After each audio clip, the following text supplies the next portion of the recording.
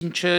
իրենցից ներկայացնում թվային ծառայությունները։ Գոյություն ունեն, այսպես ասած, ֆիշինգի եւ սմիշինգի խարդախություններ։ Մեզ պետք չի գնալ բանկ եւ առնչվել բոլոր այն անհարմարությունների հետ։ Շատ կարեւոր է, որ մեր հեռախոսը պաշտպանված լինի եւ չտրամադրենք անծանոթ մարդկանց։ Ինչով ընդհանրապես ասած հետաքրքիր կամ հարմար բանկային հավելված։ Ողջույն սիրելի ունկնդիրներ, այսօր կխոսենք թվային բանկային ծառայություններից, ինչպես օգտվել դրանցից, ինչով դրանք հարմար, ինչ նաև լրացուցիչ ռիսկեր են առաջացնում, բայց կարծում եմ առաջնահերթ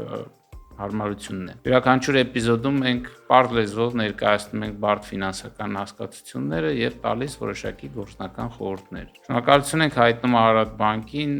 մեր տեսանյութերը հովանավորելու համար եւ քաղաքացու ֆինանսական գրագիտությունը կարևորելու համար։ Բանկի աջակցությամբ մենք կարողանում ենք տրամադրել որակյալ կրթական բովանդակություն, որը կօգնի ձեզ կայացնել ավելի խելացի ֆինանսական որոշումներ։ Շարունակեք հետևել Պարզից Պարզ ոդքասթին, որպեսզի միասին կառուցենք ֆինանսապես ավելի գրագետ հասարակություն։ Բաժանորդագրվեք, սեղմեք զանգի կոճակը, որպեսզի բաց չթողնեք մեր պարբերական տեսանյութերը։ Եվ այսպես ինչ է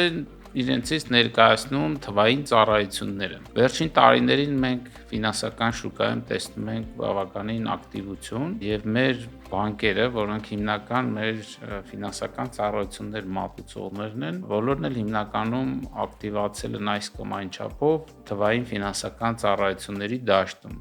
որովհետեւ դա ավելի պարզ լինի, ավելի հաճախ մենք առնչվում ենք մոբայլ բանկինգին, այսինքն մեր բջջային հեռախոսի մեջ գտնվող հավելվածներին, որոնց միջոցով կարողանում ենք կատարել ֆինանսական բանկային գործառնություններ։ Եթե դուք օգտվում եք բանկից, բայց դեռևս չունեք մոբայլ հավելված կամ ակտիվ չեք օգտվում, այսօր կխոսենք նրա մասին, թե ինչ հնարավորություններ է դա ձեզ ընձեռում։ Ասեմ, որ թվային ծառայությունը դա միայն մոբայլը չի, նաև շատերը ունեն ինտերնետային կայքեր, որոնց միջոցով եւս հնարավոր է կատարել ֆինանսական գործառնություններ։ Եթե դուք ունեք փոքր բիզնես կամ անհատ ձեռնարկատեր եք, հավանաբար ավելի կանոնավոր գործառնությունների համար հարմար են վեբ բանկային ծառայությունները, որտեղից կարելի է հանել քաղվածքներ, հեշտությամբ տեսնել պատմություններ եւ այլն, բայց այսօր մոբայլ հավելվածները եւս տալիս են շատ հնարավորություններ եւ այսպես ինչ կարելի անել բջջային հավելվածի միջոցով։ Ամենապարզը, որ կարելի անել, դա տեսնել ձեր բանկային հաշիվը, եթե դուք ակնկալում եք փոխանցում, ակնկալում եք աշխատավարձ, հեշտությամբ կարող եք ստուգել բջջային հավելվածի միջոցով։ Կարող եք բացել նոր հաշիվներ, այդ թվում արտարժույթով հաշիվներ։ Կարող եք դիմել պլաստիկ քարտի տրամադրման համար։ Ամենակարևորը երևի ամենահաճախ մեր կյանքում օգտագործվող դա փոխանցումներն են, ինչով ընդհանրապես ասած հետաքրքիր կամ հարմար բանկային հավելված։ Երբ որ մենք այցելում ենք բանկ, բանկում մեզ պետք է լինում հաճախ հերթ կանգնել, հերթից հետո պետք է լինում որոշակի շփվել մարդկանց հետ, իսկ բանկային հավելվածը իմ սիրած մասն է բանկի, որովհետև ինքը միշտ օբյեկտիվ է, եթե մենք ունենք նորմալ հասանելիություն, նորմալ կապ, միշտ ստանում ենք նույն որակի ծառայություն։ Բնականաբար հավելվածը մեզ չի ժպտում, բայց նաև որոշակի ստրեսային վիճակներում չենք հայտնվում։ Եվ այսպես փոխանցումներին անդրադառնալով, ասեմ, որ այսօր ունենք մի շարք տեսակի փոխանցումներ, որոնք իմիջիայլոց ժամանակի ընթացքում ավելանում են։ Ամենապարզը դա նույն բանկի մեջ ձեր տարբեր հաշիվների միջև փոխանցումներն են, օրինակ ունեք բանկային հաշիվ եւ ունեք քարտային հաշիվ։ Ակնթարթորեն հնարավոր է բանկային հաշվից փողը փոխանցել քարտային հաշվին եւ հակառակը։ Ընդ որում ասեմ, ստեղ անվտանգության ձեր անձնական անվտանգությունը բարձրացնելու տեսանկյունից անպայման խորհուրդ կտամ ունենալ բանկային հաշիվ, որը անջատ է ձեր քարտային հաշվից եւ չպահել ձեր բոլոր միջոցները քարտային հաշվի վրա։ Հավելվածի միջոցով շատ արագ կարելի է տեղափոխել այդ երկու հաշիվների միջև եւ օրինակ եթե մեծ վճարում ունեք, կարող եք արագ բանկային հաշվից տեղափոխել քարտային եւ կատարել վճարում։ Ինչու է սա կարեւոր, որովհետեւ հակերները կամ այսպես ասած խարդախները եթե կարողանան գործողություններ կատարել, առավել հաճախ իրանք խարդախությունները կատարում են ձեր քարտերի միջոցով, որտեղ քարտով հնարավոր է վճարումներ կատարել։ Իսկ բանկային հաշվով վճարումներ կատարել on-line հնարավոր չի, դրա համար ճիշտ կլինի պահել առնվազն երկու առանձին հաշիվներ։ Բացի ձեր անձնական հաշիվների միջև փոխանցելուց, հնարավոր է փոխանցել օրինակ ձեր ընտանիքի անդամների կամ ընկերների հաշիվներին, եթե դրանք նույն բանկում են, եւս ակնթարթային փոխանցումները կնստեն։ Այսօր տեխնոլոգիաները զարգանում են եւ մեր բանկերն էլ զարգացնում են այն ուղղությամբ, որ բանկից բանկ փոխանցումները եւս հնարավոր լինի արագ իրականացնել։ Սովորաբար բանկից բանկ փոխանցումները գնում են մեկ բանկային օրվա ընթացքում, սակայն կան գործիքներ, օրինակ քարտից քարտ փոխանցումը, որը թույլ է տալիս ակնթարթային փոխանցում շաբաթը 7 օր 24 ժամ հասանելի, որը սակայն անվճար չէ, ամեն բանկ իր միջնորդավճարներն է պահում, սովորաբար դա 0.5%-ից 1%-ի շրջանակներում է լինում։ Նաև անցած տարի Արքա վճարային համակարգը նոր գործիքներ դրեց, Arca-Pay, որը թույլ է տալիս բանկային հաշվից փոխանցում կատարել նույն համակարգին միացած մեկ այլ բանկի բանկային հաշիվ, փոխանցումներ հնարավոր են անել կամ նույնականացում հնարավոր է անել հեռախոսի համարների միջոցով։ Այս բոլորը վերաբերվում էին ներքին փոխանցումներին, բայց բանկային հավելվածով հնարավոր է նաև կատարել արտերկիր փոխանցումներ, այդ թվում հիմա գոյություն ունեն օրինակ վիզայի փոխանցումներ, վերջերս նաև որոշ բանկեր գործարկեցին նույնիսկ բիզնեսից բիզնես, այսինքն կոմերցիոն փոխանցումներ, ոչ թե անհատական փոխանցումներ։ Մեկ այլ շատ կարևոր եւ օգտակար կտոր բանկային հավելվածներում որ կա, դա կոմունալ վճարումներն են։ Պրակտիկորեն բոլոր կոմունալ ծառայություններ տրամադրողները կլինեն հոսանք, գազ, ջուր, բոլոր տելեկոմները, նաև կան այլ ծառայություններ, կոմունալը փորձենք ամփոփել, ամեն ամիս մենք առնչվում ենք կոմունալ վճարների հետ։ Մոբայլ հավելվածը թույլ է տալիս նախ գրանցել ձեր ունեցած բոլոր օգտահաշիվները, խմբավորել դրանք որոշակի խմբերում եւ ամիսը մեկ անգամ, սովորաբար դա ամեն ամիս 10-րդ օրվանից հետո է լինում, երբ բոլոր կոմունալները հասանելի են լինում, հավելվածները սովորաբար մեզ հուշում են, որ կոմունալները արդեն հասանելի են եւ հնարավոր է մեկ հպումով տեսնել, թե ինչքան վճարում ունենք եւ մեկ հպումով այդ բոլոր վճարները կատարել։ Իհարկե որոշ բանկեր նաեւ առաջարկում են ավտոմատ վճարումներ, ես ինքս ավտոմատ վճարումներ ժամանակին օգտագործել եմ, հիմա չեմ օգտագործում, որովհետեւ մեկ-մեկ կոմունալները գալիս են ավել կամ պակաս, հետևաբար համոզվել, ստուգել եւ նոր վճարում կատարելը մեզ լրացուցիչ ապահովություն կամ կոմֆորտ է տալիս։ Բացի կոմունալները ունենք այլ վճարներ, օրինակ մեքենայի պարկինգի, այսպես ասած կարմիր կապույտ գծերի վճարումներ, հնարավոր է վճարել ճանապարհատրանսպորտային տուգանքների համար, հնարավոր է վճարել նաև այլ ծառայություններ են ավելանում, տարբեր համատիրությունների, հեռուստատեսային տարբեր ծառայությունների եւ այլն։ Բանկային հավելվածները իրականում տարբեր են, որովհետեւ շուկայում այսօր մենք ունենք մի քանի առաջարկ։ Բանկերի մի մասը օգտվում են մեկ մատակարարի տրամադրած լուծումներից, որի վրա իրենց գույնային, դիզայնային եւ պրոդուկտային լուծումներն են տալիս։ Ունենք մի քանի բանկեր, որոնք յուրաքանչյուրը իրենց հավելվածներն են մշակում։ Այդ իմաստով բանկային հավելվածները ունեն եւ նմանություններ, շատ հաճախ նման գործիքներ են առաջարկում,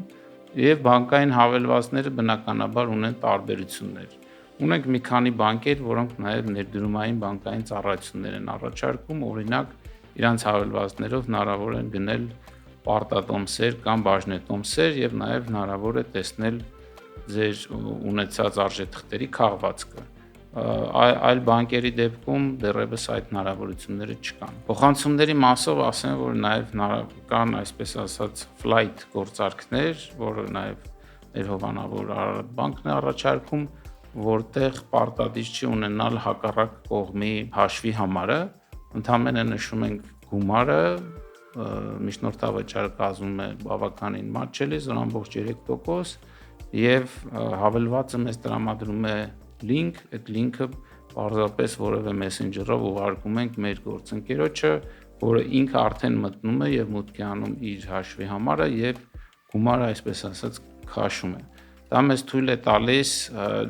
չսխալվել հաշվի համարով եւ նաեւ ընդհանրապես ասած հեշտացնում է մեր գործը, բացի այդ հաշվի համարը չի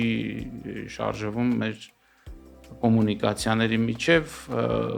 որը լրացուցիչ ապահովություն է տալիս երկու կողմից։ Բնականաբար բանկային հավելվածների միջոցով հնարավոր է շատ արագ ձևակերպել ավանդներ առանց բանկ այցելելու, եթե ձեր հաշվի վրա կան լրացուցիչ գումարներ, որոնք չեք պատրաստվում մոտակա ժամանակներս ծախսել, այդ գումարները շատ արագ կարելի է ներդնել ավանդներում, ինչպես նաև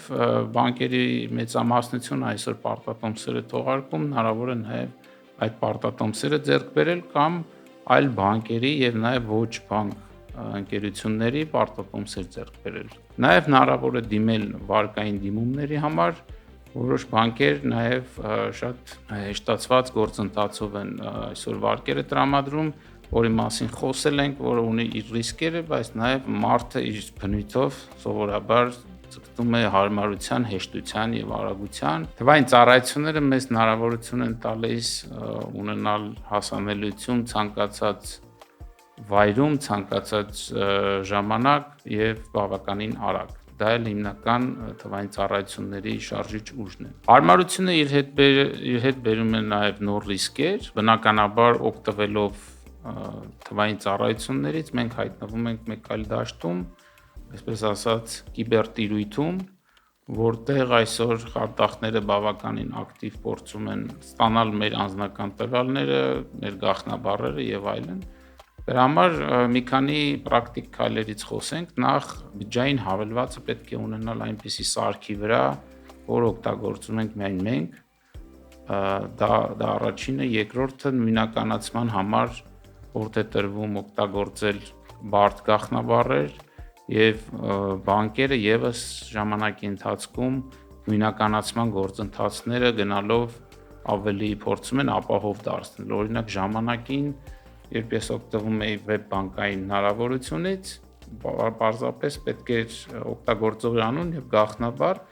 այսօր պարտադիր պահանջվում է նաեւ այսպես ասած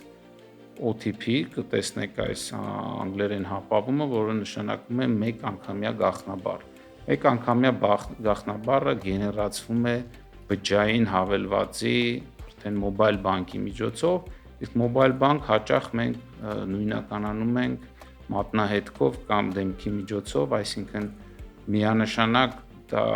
մուտք է կատարվել մեր հեռախոսի միջոցով, օգտագործելով մեր կենսաչափական տվյալները։ Եվ նաև դրա համար շատ կարևոր է, որ մեր հեռախոսը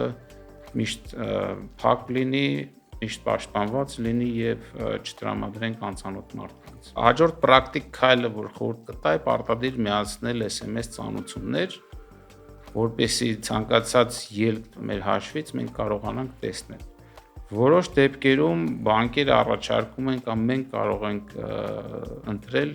որոշակի սահմանաչափից վերև վճարումները, որպեսզի անընդհատ SMS-ներ չստանանք, դա ունի իր դրական եւ թույլ կողմերը, դրականը նաեւ որ ընդհանրենք 10,000 դրամից վերև ծանուցումներն ենք ստանում, բայց բնականաբար դրա մասին իմանում ենք ոչ միայն մենք, այլ նաեւ խարդախները, խարդախությունները ընդհանրապես ասած խարդախները միշտ հարմարվում են այն իրականությանը, որ կա։ Երբ որ նրանք գիտեն, որ 10,000 դրամից ներքև փոխանցումների համար մարդիկ SMS չեն ստանում, իրանք սկսում են մինչև 10,000 դրամ փոխանցումներով կամ խարդախություններով մեր գումարները տանել եւ հետեւաբար ընտրություն կատարելիս միշտ պետք է նկատի ունենալ դա։ Կարևոր է նաեւ միշտ թարմացնել մեր հավելվածները, որովհետեւ բանկերը պարբերաբար նոր վերսիաներ են դնում, որտեղ անվտանգության թարմացումներ են կատարվում եւ թարմացնելը, երբ որ այդ պահանջը գալիս է հեռախոսի միջոցով բանկից, պարտադիր պետք է թարմացնել, որպեսզի վերջին անվտանգության թարմացումները նստեն մեր հեռախոսների, մեր պլանշետների, մեր համակարգիչների վրա։ Եվ բնականաբար շատ կարևոր է հետևել, քանի որ մենք բանկի հետ մտնում ենք էլեկտրոնային հաղորդակցության մեջ, մեզ հաղորդագրություններ են գալիս ինչպես հավելվածներով, ինչպես SMS-ներով, այնպես էլ էլեկտրոնային փոստի միջոցով եւ շատ կարեւոր է ուշադիր լինել, թե ումից ենք ստանում մենք այդ հաղորդագրությունները։ Հնարավոր է, որ էլեկտրոնային փոստի նամակները փորձեն նմանեցնել բանկի գույներին, ոճին եւ ձեզանից փորձեն, այսպես ասած, քլիքներ ստանալ։ Գոյություն ունեն, այսպես ասած, ֆիշինգի եւ սմիշինգի խարդախություններ, ֆիշինգը, երբ որ դա էլեկտրոնային փոստով ձեզանից փորձում են քլիք ստանալ, այսինքն որևէ հղում սեղմել կամ որևէ ֆայլ բացել, իսկ սմիշինգը նմանատիպ խարդախությունն է, երբ որ դա կատարվում է SMS-ի միջոցով։ Եվ այսպես փորձենք ամփոփել։ Թվային ծառայությունները մեզ տալիս են հարմարավետություն, մեզ պետք չի գնալ բանկ եւ առնչվել բոլոր այն անհարմարությունների հետ, սկսած նրանից, որ մեքենայի պարկինգի տեղ է գուցե պետք ման գալ կամ հերթ է պետք կանգնել կամ ոչ հաճելի եղանակին դուրս գալը պետք է վայելեն եւ մենք հասանելիություն ունենք իրականում շաբաթը 7 օր 24 ժամ այն դեպքում երբ որ բանկերը աշխատում են օրվա մեջ սահմանափակ ժամեր եւ նաեւ շաբաթ-կիրակի չեն աշխատում ես ինքս հնարավորին չափ օգտվում եմ թվային ծառայություններից իսկ բանկ սովորաբար չեմ էլ այցելում միակ առիթը որ պետք է շփվել բանկի հետ դա սովորաբար բանկոմատի միջոցով կանխիկացման ծառայությունն է։ Բնականաբար հարմարությունը իր հետ բերում է որոշակի ռիսկեր կառավարելու համար պետք է գրագետ վարվել սեփական կոմունիկացիաների մեջ, հաղորդակցության մեջ եւ գործողությունների մեջ։ Իրականում ռիսկերը մեր կյանքում ամենուր են, այնպես չի որ երբ որ մենք ֆիզիկական ծառայություններից ենք օգտվում ռիսկեր չունենք Բնականաբար ռիսկերը տարբեր միջավայրերում ֆիզիկական եւ թվային իրանք փոխվում են, բայց նաեւ տեխնոլոգիան եւ աշխարհը զարգանում է այն ուղղությամբ, որ ավելի ու ավելի մարդկանց հարմարավետություն եւ հասանելիություն է ապահովում եւ հետեւաբար մենք էլ որպես քաղաքացիներ պարտավոր ենք հետևել մեր դրագիտությանը, պարտաճանաչությանը եւ այսպես ասած ֆինանսական հիգիենային։ Շարունակեք հետևել մեզ Հաջորդ տեսանյութում կխոսենք գնիր հիմա, վճարիր հետո ծառայության մասին։